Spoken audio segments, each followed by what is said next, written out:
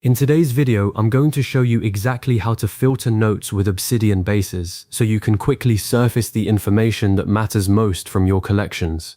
Obsidian Bases is a powerful community plugin that turns your notes into a dynamic database-like view, and filtering is one of the most useful features for narrowing down those results without altering a single piece of your original content. If you find this helpful, please like and subscribe, and let's get started.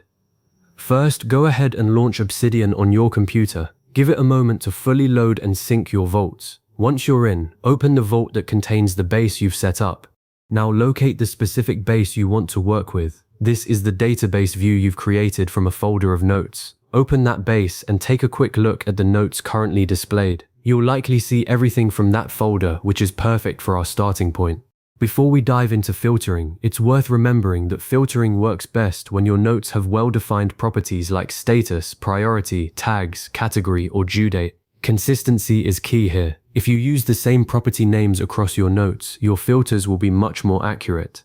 If your base doesn't contain many notes yet, don't worry. Just create a few sample notes with different property values to practice on. And always keep in mind that filters only change what you see on screen. They never delete or modify your original notes, so you're free to experiment. Now with your base open, it's time to locate the filter option. Look for it in the toolbar at the top of the base view, or sometimes it's tucked inside the View Settings menu. Click Filter to open the filter panel, and wait a moment for the filter options to appear. The filter option is your gateway to narrowing down your notes without touching the underlying data. You can remove or change these filters at any time, so don't be shy about trying things out. Using filters is one of the most efficient ways to focus on specific notes instead of endlessly scrolling through your entire base. If you use bases regularly, filtering will quickly become one of your favorite organization tools. Next, let's add your first filter. Click the Add Filter button. You'll see a drop-down where you can select the property you want to filter by. This could be something like status, priority, or tags. After choosing a property, you'll need to pick a condition such as equals, contains, or is, depending on the type of property. Then simply select or enter the value you want to match. For example, you might choose status equals in progress or priority equals high. Apply the filter and you'll see your base update instantly. I recommend starting with simple single condition filters like this to build your confidence. Different property types may offer different filter conditions, so explore what's available. After applying, take a moment to review the results and ensure they match what you expected. Now it's time to review the filtered results. Look through the updated list of notes in your base and verify that only the matching notes are displayed. Scroll through the results to get a feel for what's been included. If you want, open a few notes to confirm they truly match the filter criteria.